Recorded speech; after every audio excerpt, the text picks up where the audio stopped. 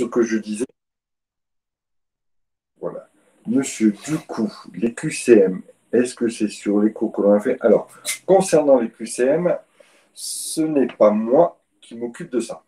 D'accord? Alors, bien sûr, je suis en lien avec l'enseignante qui s'occupe des QCM, mais que ce soit sur le programme, que ce soit sur la façon d'aborder les choses, les questions qui sont posées, le programme de révision, les chapitres. En tout cas, elle ne peut vous interroger que sur les chapitres que l'on a vus, puisque j'ai communiqué les chapitres que l'on avait vus jusqu'à, donc, y compris le chapitre concernant les formes juridiques, d'accord, y compris le chapitre concernant les formes juridiques, je vérifie juste une chose, oui voilà, y compris le chapitre concernant les formes juridiques, donc vous pouvez être interrogé sur le tout. Est-ce que chaque QCM concerne qu'un chapitre ou concerne la globalité des chapitres? Je ne sais pas, d'accord, je ne sais pas du tout. Vous verrez sans doute au premier QCM. À mon avis, à mon sens, ça va plutôt concerner l'ensemble du programme à chaque fois, d'accord, ce qui me paraît plus judicieux, hein, parce que le but, c'est vraiment de vous entraîner sur le programme. Les chapitres communs sont indiqués dans le titre du QCM. Ben voilà. Bah, a priori, Élise, non, je ne peux pas vous souffler les réponses, je suis désolé, parce que je ne connais même pas les questions. Alors, il me paraissait judicieux et bon, je m'étais proposé pour faire le QCM et finalement, on a décidé, enfin, Diderot a décidé que ce serait une autre enseignant et au finish, à bien y réfléchir, je trouve ça plutôt une bonne démarche. Une bonne démarche dans le sens où alors, le contenu du programme et la façon d'aborder les différents chapitres, je n'ai aucun doute sur le fait de, voilà, de vous donner, de vous mettre en main toutes les connaissances nécessaires à l'examen qui vous sera demandé. D'accord? Par contre, il se peut très bien que dans ma façon d'aborder les choses, qui n'est donc unique dans ma façon d'aborder les choses, voilà, il y a peut-être des choses que j'aborde d'une certaine façon et que d'autres enseignants auraient abordé d'une autre façon. D'accord?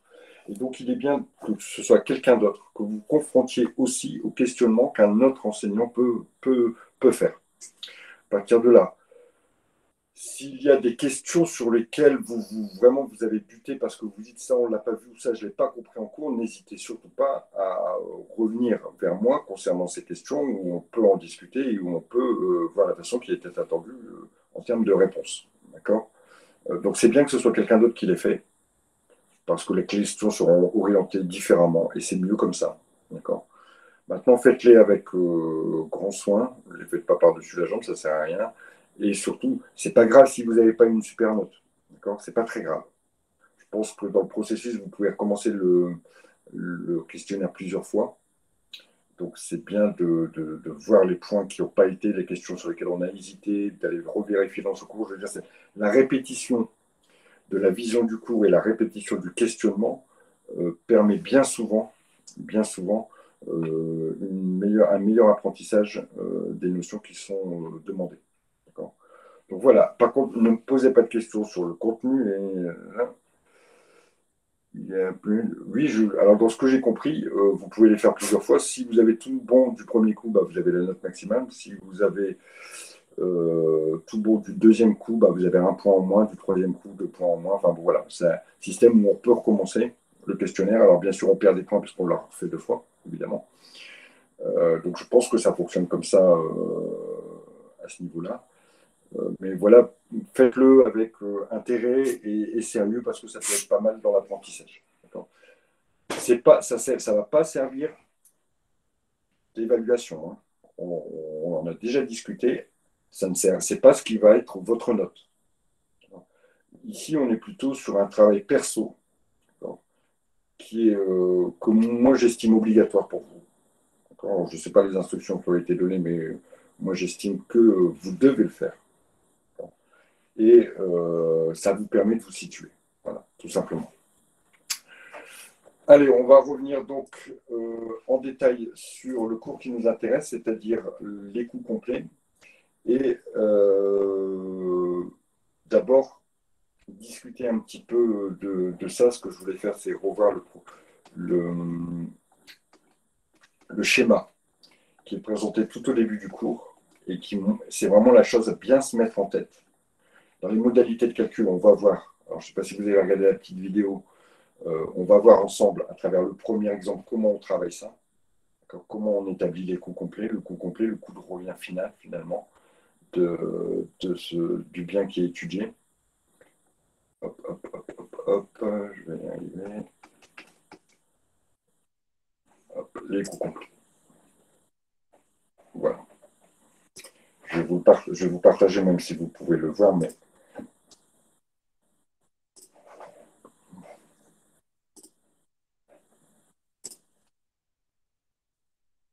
voilà. C'est ce processus qu'il faut bien prendre en compte.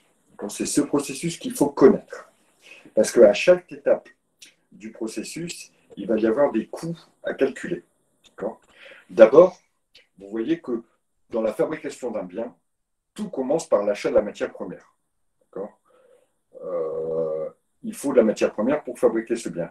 Cette matière, vous imaginez que ici, on est à l'entrée dans l'usine. D'accord? À l'entrée dans l'usine, à l'entrée dans l'usine, qu'est-ce qu'on fait? La matière arrive, la matière brute arrive. Elle est dans un premier temps, donc elle a été achetée. Ce qui, ici, nous permet de faire un premier calcul, c'est le coût d'achat des marchandises. Ensuite, la matière, elle est stockée. À partir de là, ce sont les notions de calcul de fiches de stock que l'on a déjà vues ensemble qui vont entrer. Donc, on va faire une fiche de stock. Deuxième étape, fiche de stock, avec les entrées et les sorties, et donc un coût de sortie différent. Ce coût de sortie, on va le reprendre pour la partie de production. Ici, on va fabriquer le bien. Le bien fini va sortir de la production et va partir en stock. Ensuite, il va sortir des stocks pour être vendu. Et encore une fois, on a des coûts à chaque fois. Et à la fin, on a un coût global du produit fini. Ça va correspondre à chaque fois, je dirais que chaque étape va correspondre à des calculs. Alors, il est évident, d'accord, que malheureusement, comme souvent en comptabilité, souvent en gestion, si on se trompe au départ, malheureusement, après, tout est foiré. D'accord. Bon, malgré tout, n'oubliez pas que la méthodologie est toujours valorisée, même si les calculs sont faux, parce qu'on sait très bien que si vous êtes trompé au coût d'achat, ou si vous vous êtes trompé au niveau de la fiche de stock, bah, obligatoirement, la production, elle est foutue, puisque le chiffre n'est pas bon, puisqu'on va se servir des stocks pour faire la production, etc., etc. Mais malgré tout, si il y a une erreur, on prendra en compte l'application de la méthode de façon à pouvoir valoriser souvent à 50% des points si la méthode est bonne et si on s'est aperçu qu'il y avait eu un problème de calcul pour un problème de virgule ou de choses comme ça ici dans les calculs des coûts complets. Alors, à chaque fois, pour chaque processus, donc celui-ci et celui-ci, les trois processus qui sont là, la partie des achats, la partie de la production, puisque ça, ce sont des stocks à chaque fois, et la partie de la distribution, d'accord. À chaque fois, il va y avoir ce qu'on appelle des charges directes et des charges indirectes. Les charges directes sont liées directement au produit, on peut les calculer par produit. C'est-à-dire la consommation de matières premières, par exemple, c'est une charge directe. Imaginons que je fabrique des masques, je vais avoir besoin de ficelles. La ficelle est une charge directe. Mais par contre, à côté de ça, j'ai un bâtiment dans lequel, bien sûr, il y a cet assemblage de masques.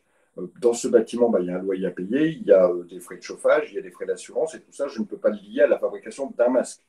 Donc, ces charges qui ne sont pas directement induites par la fabrication du produit s'appellent des charges indirectes. À chaque fois, mon coût, c'est un assemblage de charges directes et de charges indirectes. D'accord? Ça sera toujours comme ça que ça va fonctionner. Une fois qu'on a compris ce système-là, qu'il y a plusieurs passages, et qu'à chaque fois, sur chaque passage, il y aura des charges directes et des charges indirectes, le reste des exercices, c'est de la lecture. Il va y avoir beaucoup d'informations qui vont vous être données, et il va falloir pratiquement se servir à chaque fois de toutes les informations qui sont données, de façon à pouvoir construire ces coûts. Est-ce que vous avez des questions à ce stade des explications?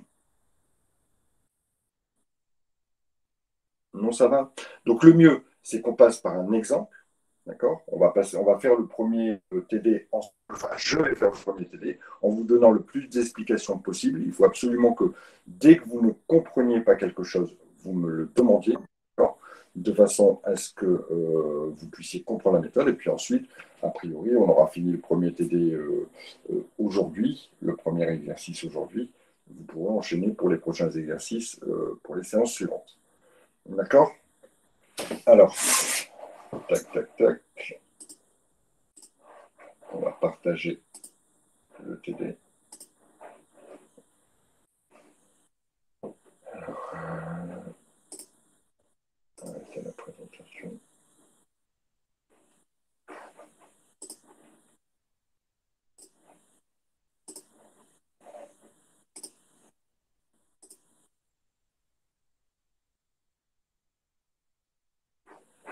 Alors, hop.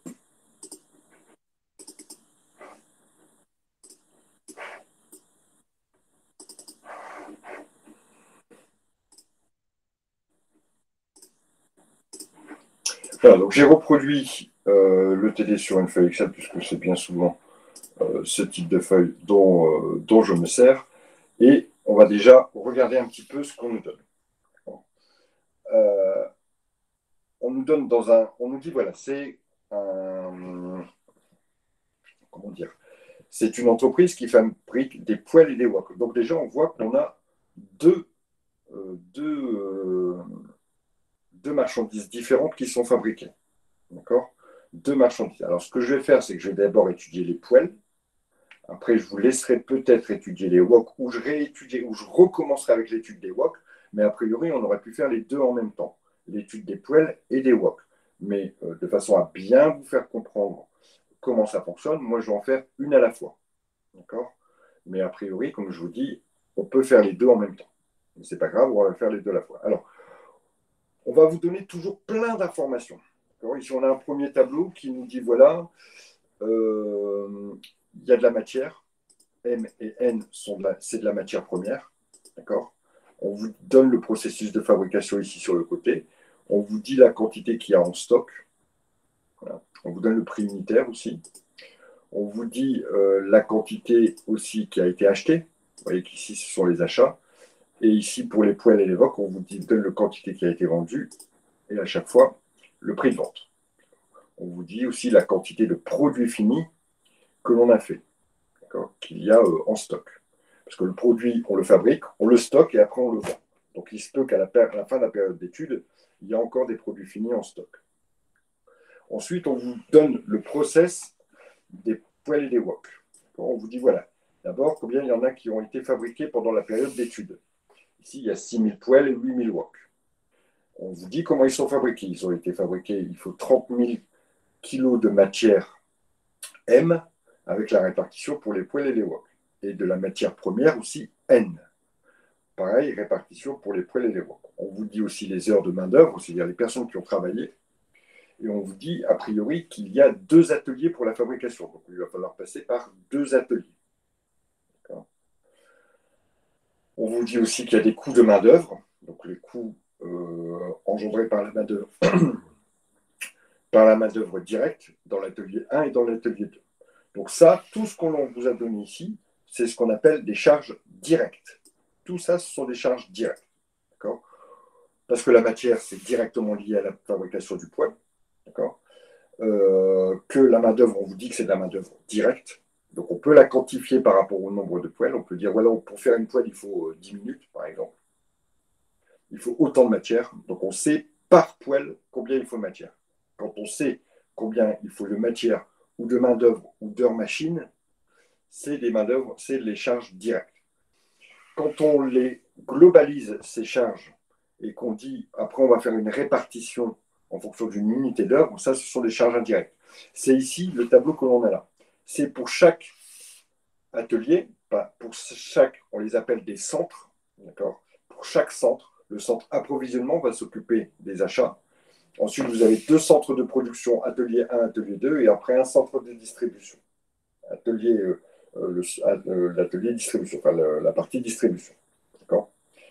Pour chaque centre a des charges indirectes. je vous ai dit, hein, les charges indirectes, ça peut être l'électricité, la location du bâtiment, l'assurance, voilà. Il y a des charges indirectes pour chaque centre d'analyse.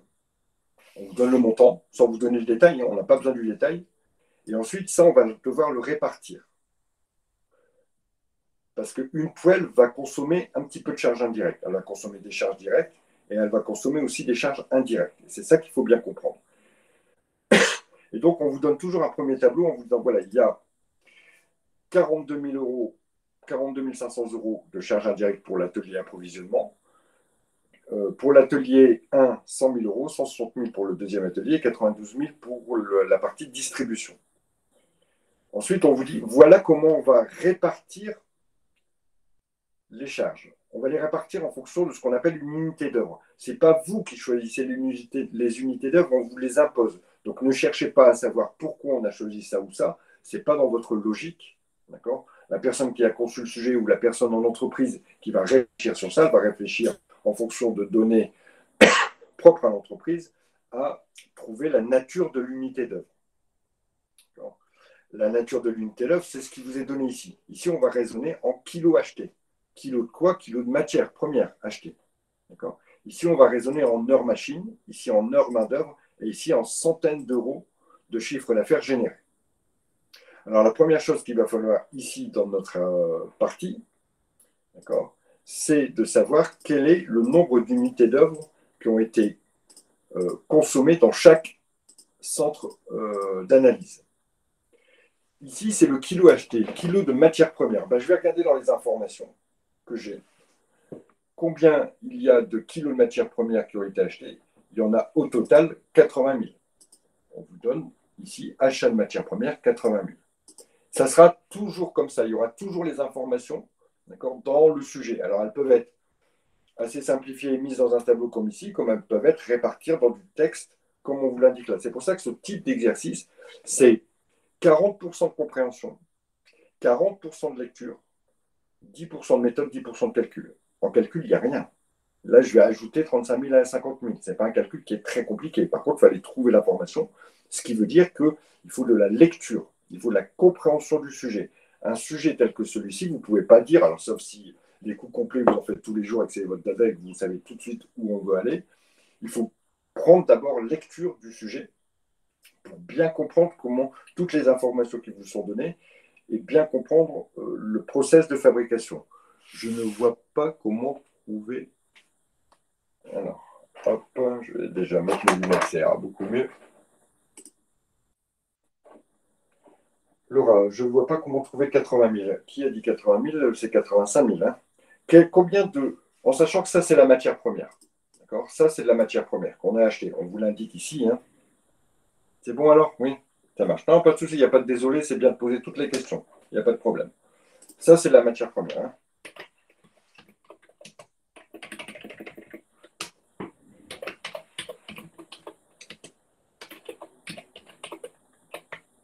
Ça, c'est ce qu'on appelle des produits finis.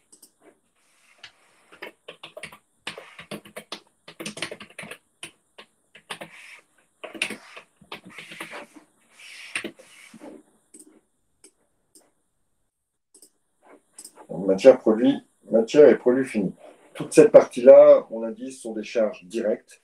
Et la partie qui est ici, ce sont des charges indirectes. Première chose que l'on va faire, d'ailleurs, c'est ce qu'on vous dit, il faut compléter le tableau de répartition des charges indirectes. D'accord? Donc ici, il va falloir trouver le nombre de kilos achetés, le nombre d'heures machines qui ont été consommées dans l'atelier 1, le nombre d'heures main-d'œuvre qui ont été consommées dans l'atelier 2, et l'euro de chiffre d'affaires, c'est ici la chose un peu plus compliquée où là, il y aura des calculs. Donc ici, on est d'accord, c'est 85 000. Je vais faire des petits repères à chaque fois pour qu'on... c'est pas un commentaire que je voulais faire, c'était une note. Voilà. Ici, c'est le nombre de kilos de matière première achetée.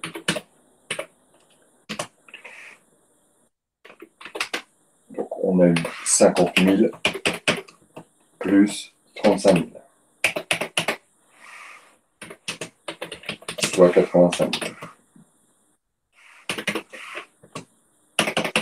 au total. Voilà pour, c'est le nombre de kilogrammes de matière.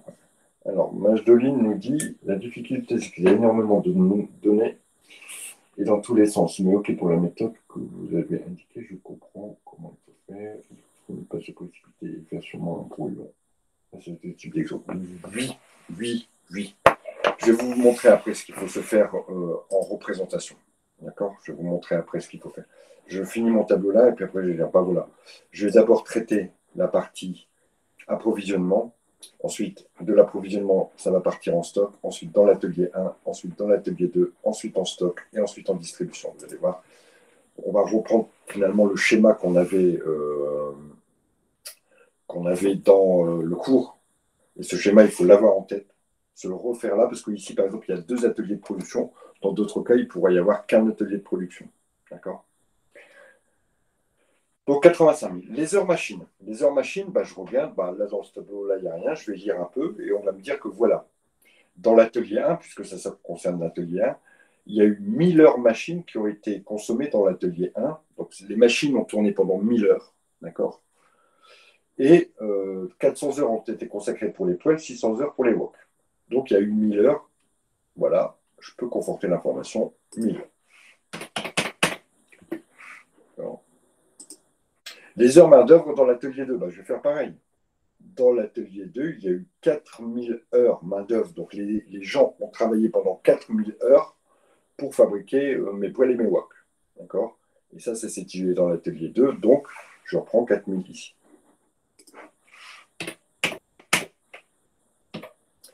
Après, ici. Alors, c'est le chiffre d'affaires, d'accord? En centaines d'euros de chiffre d'affaires. Combien y a-t-il eu de centaines d'euros de chiffre d'affaires qui ont été générés par le centre de distribution? Le centre de distribution, c'est ceux qui sont chargés de vendre le produit. Alors, ce qui veut dire qu'ici, il va falloir que je trouve le chiffre d'affaires. Le chiffre d'affaires, c'est le total des ventes. D'accord? Je regarde ici, voilà, ça va me permettre d'établir le chiffre d'affaires. Ces 4 données-là vont me permettre d'établir le chiffre d'affaires. Puisqu'on vous dit qu'au niveau des ventes, on a vendu 5000 poêles à 40 euros et 9000 wok à 80 euros. Donc, déjà, quel est le chiffre d'affaires? Commentaire. Ah, zut.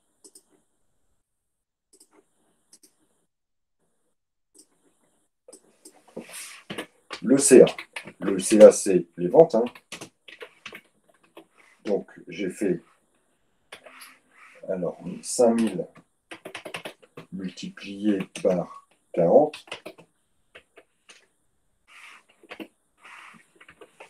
plus 9000 multiplié par 80. Ça, j'aurai mon chiffre d'affaires. Donc, soit 1 CA, 2, hop, je vais faire mon calcul ici sur le côté.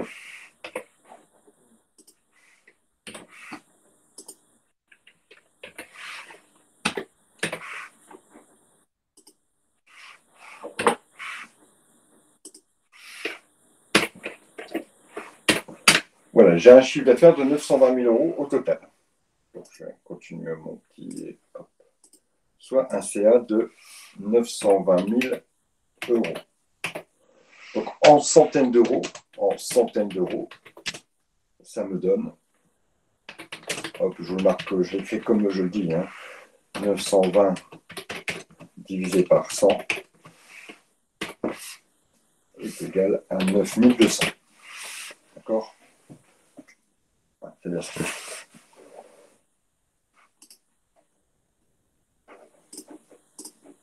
Donc, hop, 9200. Une fois que j'ai ici maintenant, une fois que j'ai fait mon chiffre d'affaires, que j'ai fait le nombre d'unités d'œuvre, je vais chercher combien coûte une unité d'œuvre. Donc, une unité d'œuvre, une UE, c'est les coûts directs coût indirect, pardon, divisé par le nombre d'unités d'œuvre. Donc ici, à chaque fois, ça divisé par ça.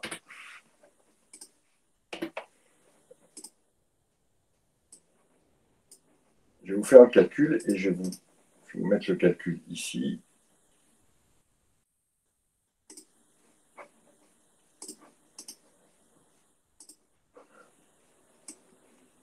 Donc le coût d'une unité d'œuvre, c'est à chaque fois les charges indirectes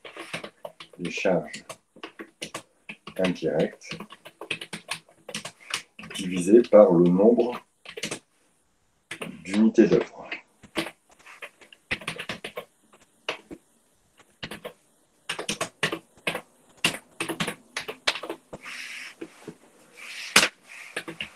Soit dans mon cas présent, 42 500 divisé par 85 000 est égal à 0,5.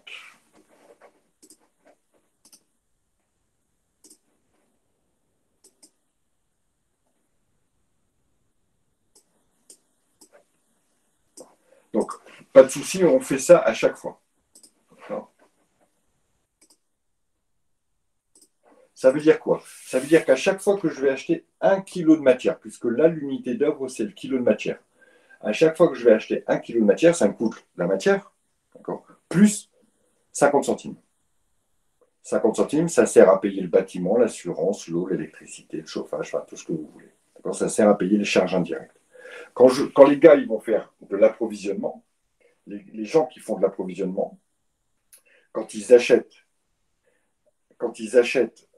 3 kilos de matière, bah, c'est le prix des 3 kilos de matière, et à ça, il va falloir rajouter 50 centimes par kilo de matière. Ça permet de couvrir les charges indirectes. J'ai une petite question, elle est peut-être bête, mais les charges représentent quoi ici? C'est ce que je viens de vous expliquer. Les charges indirectes, votre question n'est pas bête du tout, hein. Les charges indirectes, c'est tout ce qu'on ne pourrait pas affecter directement à la fabrication ou à l'achat d'un kilo. Il faut bien des gens pour acheter la matière. Le salaire de ces gens, on voit que ça ne fait pas partie des coûts pour l'atelier approvisionnement, pour le centre approvisionnement. Donc ici, les charges indirectes peuvent, mais à la limite, on s'en fiche un peu, hein, mais peuvent, entre autres, donc ça peut être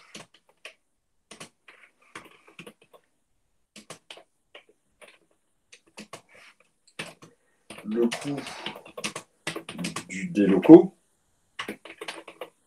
donc le coût des locaux, qu'est-ce qu'on pourrait avoir de l'électricité,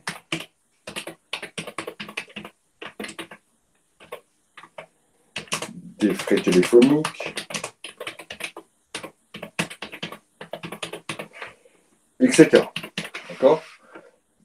Clairement, ce ne sont pas des charges qu'on peut attribuer directement à la commande d'un ou 2 kilos de matière.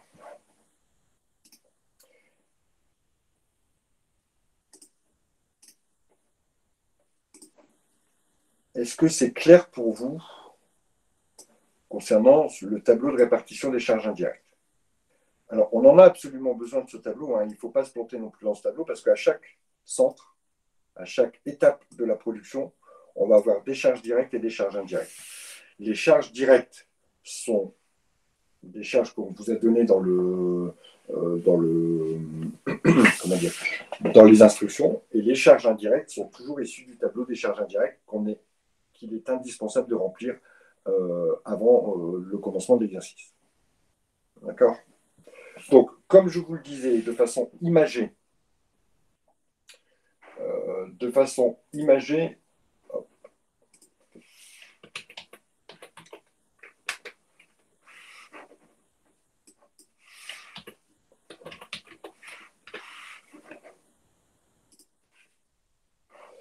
en fait, notre casserole, notre wok ou notre poêle, là, peu importe, elle va avoir tout un processus. Elle va avoir tout un processus, et ce processus, voilà, il va passer par plusieurs étapes. Je suis en train de chercher un petit truc pour vous faire comprendre. Voilà, hop, hop.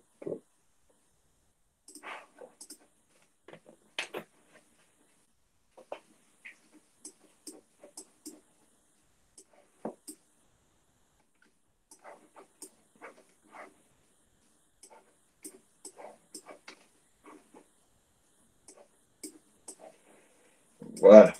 La première étape, et ça sera toujours les mêmes étapes, mais en fait, il faut suivre ce tableau-là qui va me donner, en fait, ici, ça, ce sont les différentes étapes du processus de fabrication. Ça, ce sont les étapes du processus de fabrication.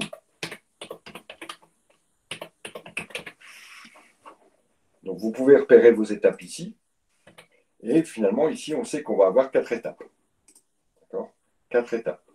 Une étape approvisionnement, une étape atelier 1, une étape atelier 2, une étape distribution. En général, on a toujours l'étape approvisionnement, on a toujours l'étape distribution. C'est les étapes de production, ici sont représentées par l'atelier 1 et 2, qui peuvent varier en fonction des sujets.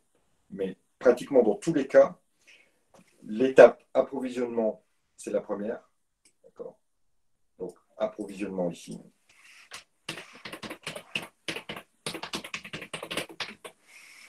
De l'étape approvisionnement, ensuite, ça va partir en stock. Hop, je vais faire ça.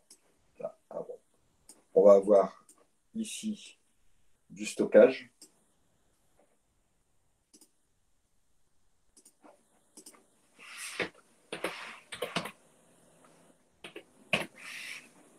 Donc, on va avoir une entrée de matière et bien sûr une sortie de matière. Je vais faire des petites flèches.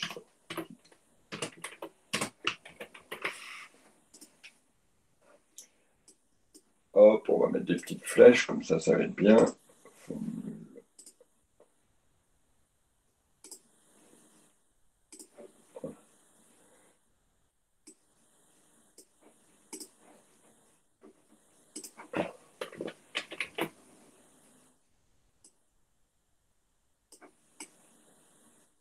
La deuxième étape du process, ici, c'est l'atelier 1.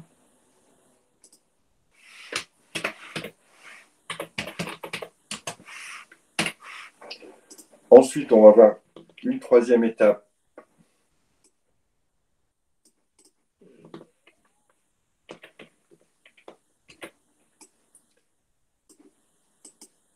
Ça va être l'atelier 2.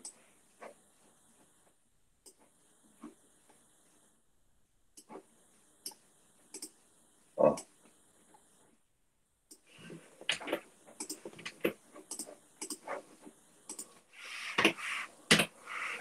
Ensuite, de l'atelier 2, on va encore avoir une entrée en stock et une sortie de stock, mais cette fois-ci,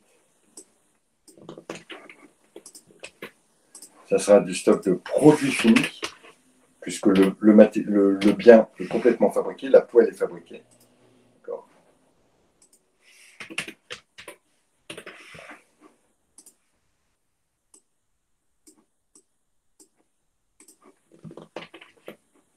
Ensuite, les poêles, elles sortent et elles terminent dans le magasin, le centre dans la partie distribution.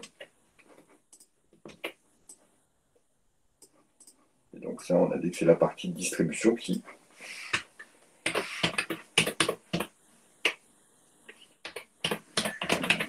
s'occupe, elle, ici, de la vente.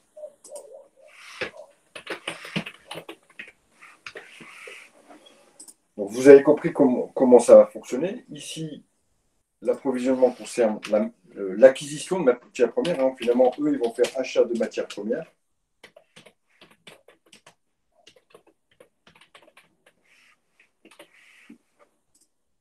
Eux, ça va être un processus ici plutôt de fabrication. Fabrication, ou encore on l'appelle production. Fabrication. Ou encore production.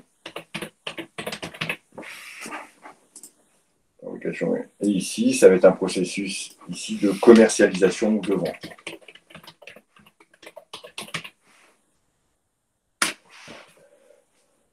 Maintenant, à chaque fois que ma poêle va être fabriquée, elle va prendre de la valeur. D'abord, elle ne coûte que la matière, ensuite on va fabriquer, et ensuite on va vendre. Donc en suivant tout ce processus, d'accord, on va maintenant réaliser nos tableaux. Le premier tableau que l'on va faire, c'est, alors je vous ai dit, a priori, je vais peut-être le faire que sur les poêles. La première chose que l'on va faire, c'est d'abord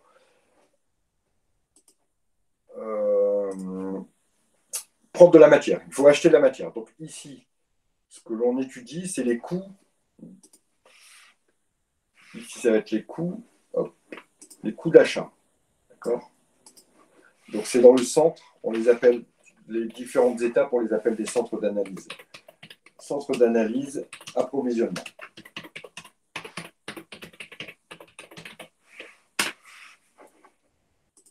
Ici, la matière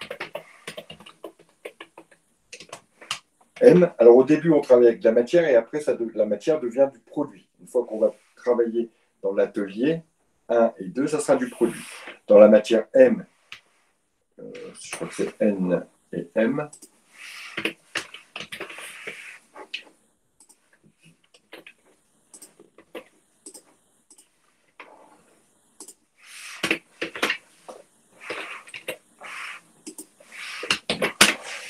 Voilà, là maintenant, je vais mettre des coûts, d'accord. Ça sera toujours les mêmes coûts. Toujours. Dans le centre approvisionnement, vous pouvez retenir le tableau, d'accord. Dans le centre approvisionnement, ça sera achat de la matière première, d'accord. Donc prix au kilo, etc. Hein, assez classique. Et coûts indirects, charges indirectes. Toujours, à chaque fois, ce sera achat de matière première, charge indirecte. Ça sera toujours la même chose. Après, en fabrication, ça sera toutes les charges directes et les charges indirectes. Donc, il y a toujours deux coûts à chaque fois. Alors, je vais faire ça. Hop, je vais me faire un peu de décalage parce que je vais avoir besoin de place pour vous expliquer.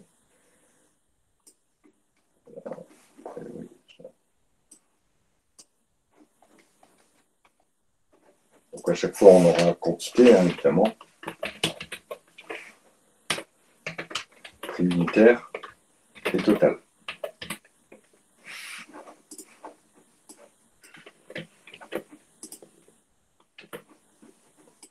Ça pour la matière. Ça pour la matière M.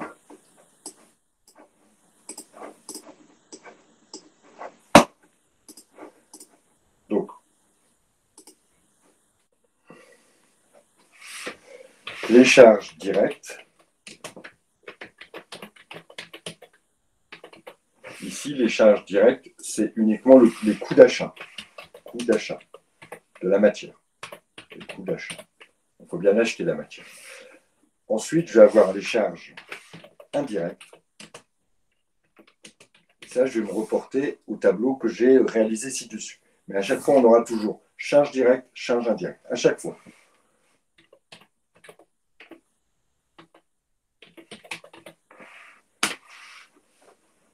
Voilà mon tableau.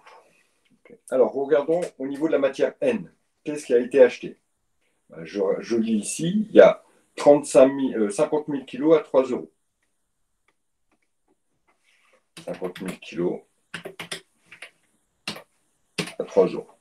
Évidemment, je ne vais pas vous faire l'offense de vous mettre le détail du calcul, mais voilà.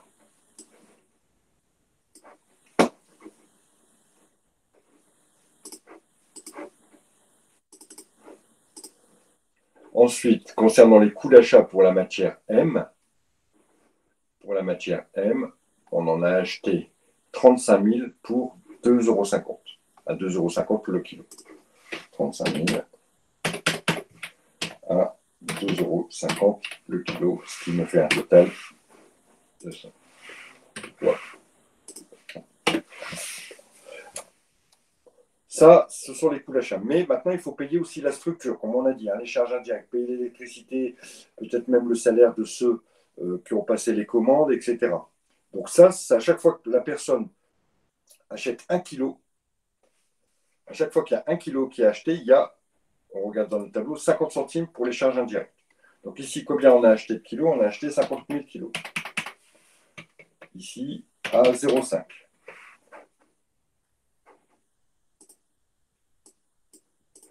Ici, on a acheté 35 000 kilos à 0,5.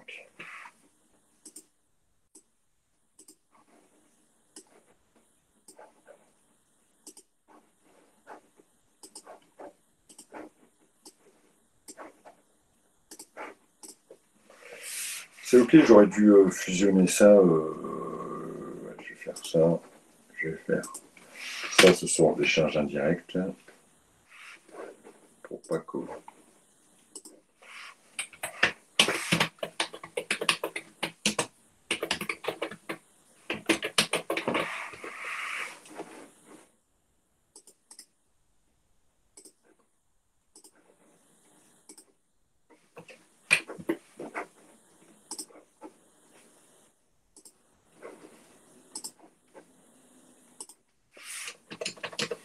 Voilà. Donc ça veut dire qu'une fois que le centre approvisionnement a travaillé, d'accord, qu'il a fait rentrer de la matière,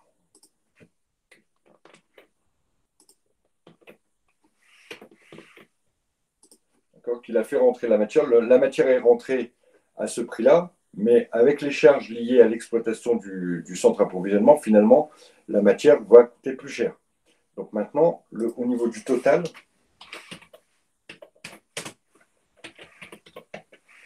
ici, donc on en a acheté 50 000, hein, mais maintenant, les 50 000 valent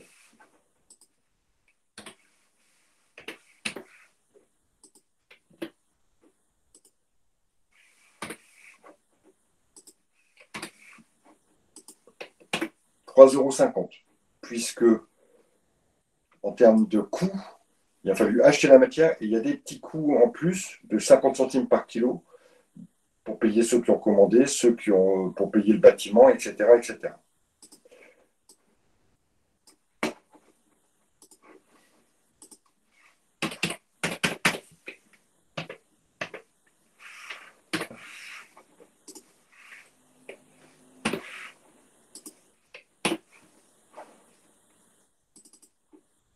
Youhou.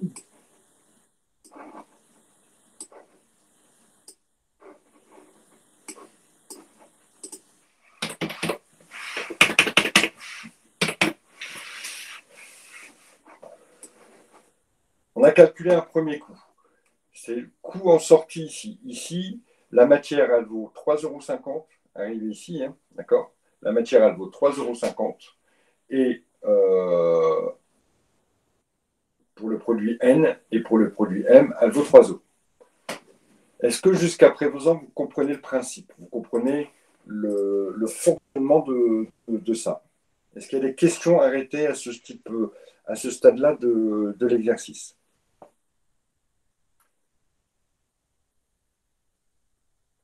Le principe, mais la logique, un peu de mal. Vous allez voir au fur et à mesure.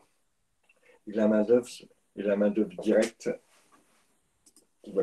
Alors, vous voyez que, effectivement, on peut parler de la main-d'œuvre directe puisqu'on en parle là. Jamais on vous dit qu'il y a de la main-d'œuvre directe dans l'atelier, dans le centre d'analyse approvisionnement. Vous voyez, dans tout ce que l'on lit là, rien ne concerne le centre d'analyse approvisionnement. Par contre, dès qu'on va passer dans les ateliers 1, il faudra compter la main-d'œuvre directe. Ici, la main-d'œuvre directe, elle n'est pas comptée, elle est certainement dans les charges indirectes. D'accord? Parce qu'on n'arrive pas à identifier combien de temps une personne ou combien ça coûte de rémunérer une personne qui passe une commande de 30 kilos, etc. Ce n'est pas possible. Donc on les globalise et puis après on les redistribue au kilo. Cette matière, une fois qu'elle est sortie du centre d'approvisionnement, elle entre en stock. Donc à partir de là, il vous faut faire une fiche de stock. Donc on vous dit qu'est-ce qu'on vous dit au niveau des stocks? Voilà. Les fiches de stock, ici, les fiches de stock de matières premières sont gérées à la façon des coûts moyens unitaires pondérés. Donc, il faut connaître sa méthode des coûts moyens unitaires pondérés. Alors, je vais faire une fiche de stock, je vais m'appuyer un peu là-dessus, je vais remplacer ce que j'ai besoin. Alors, hop, on va faire les entrées. Ici, les sorties.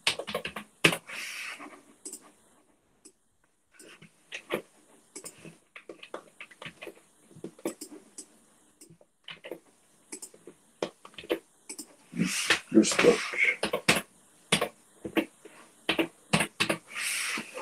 Ici, on fait fiche de stock.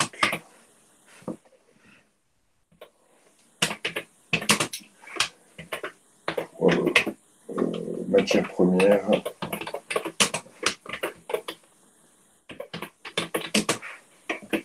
va commencer par la N. Voilà.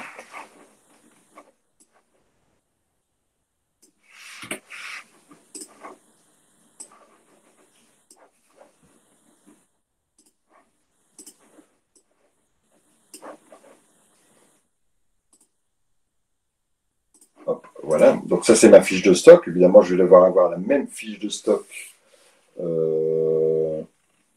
pour la matière M. D'accord. Ici, c'est la fiche de stock matière M. Méthode CMUP. Hein, d'accord. CUMP, CUMP. Coût unitaire moyen pondéré. Et c'est là il faut connaître son cours. Hein. Il faut connaître la méthode que l'on a vue normalement. Hein. Donc, on regarde d'abord ce qu'il y a déjà en stock. Alors, qu'est-ce qu'il y a en stock? On va aller regarder ici dans notre tableau. On nous dit que le stock initial, 12 000 kg à 3 € le kilo pour le produit M. Pour le produit N, 30 000 kg à 3,50 €. Donc là, c'est le produit N. Donc, 30 000 kg en stock à 3,50 €, soit un stock initial de 105 000.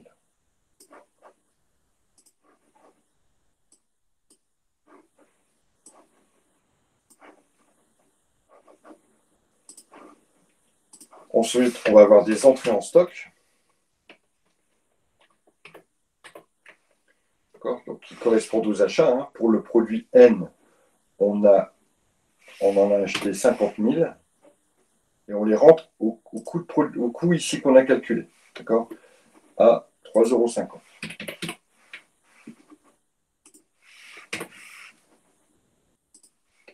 Ce qui est important ici, hop, on va insérer.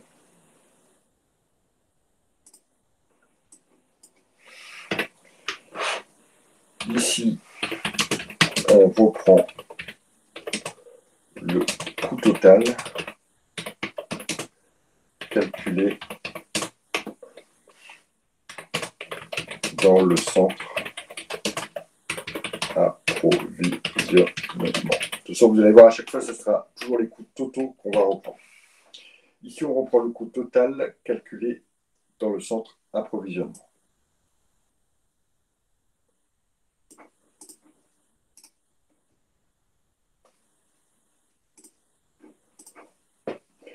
Donc, quel va être le nouveau coût moyen unitaire pondéré?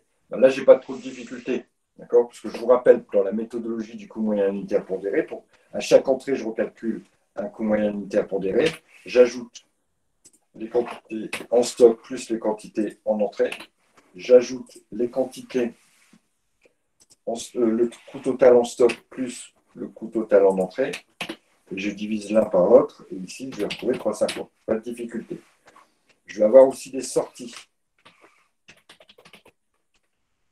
Les sorties, c'est celles qui vont être nécessaires à la fabrication du bien. Et on vous dit, voilà, leur fabrication, donc mes poêles et mes wok, leur fabrication ont nécessité 30 000 kg de matière M et 45 000 kg de matière N. Donc je vais sortir de la matière N 45 000 kg. Au prix unitaire pondéré calculé précédemment, ce qui va me donner. Ça veut dire que ma sortie se fera au prix de 3,50 €. Donc il va m'en rester 35 000 en stock au prix de 3,50 €.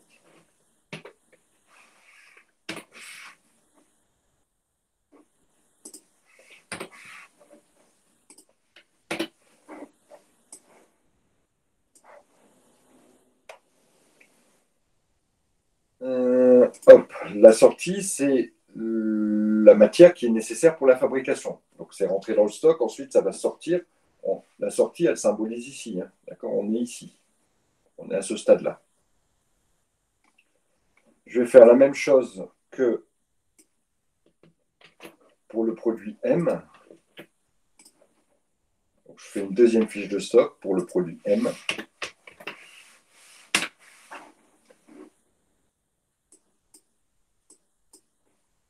Alors, en stock, cette fois-ci, j'en avais 12 000 kilos à 3 euros.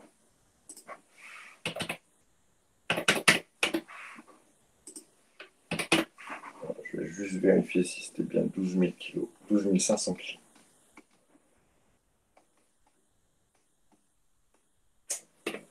J'ai fait une bêtise. Donc, 12 500 kilos à 3 euros le kilo. Je vais en rentrer cette fois-ci 35 000 à 3 euros le kilo. Qui va me donner donc ça, ça, ça. Donc ici, je vais avoir un stock effectivement de 47 000. Ici, je vais calculer mon coût moyen unitaire pour pondéré. Hop, hop. Ça, normalement, vous devez le maîtriser. Hein. C'est pas possible ça. 3 euros et ils sont aussi à 3 euros. Produit M. Oh, bah, il n'y a pas beaucoup de calculs à faire. Voilà. Tout est bon, tout est bon, tout est bon. Là, ça fera 3 euros. Là, ça fera 3 euros. Voilà. Je vais juste vérifier combien de produits M on a besoin. Le M, on en a besoin de 30 000 kilos. Donc, je vais en sortir 30 000 à 3 euros. Et donc, il va m'en rester un peu moins. Ça, mais ça, c'est que de la fiche de stock.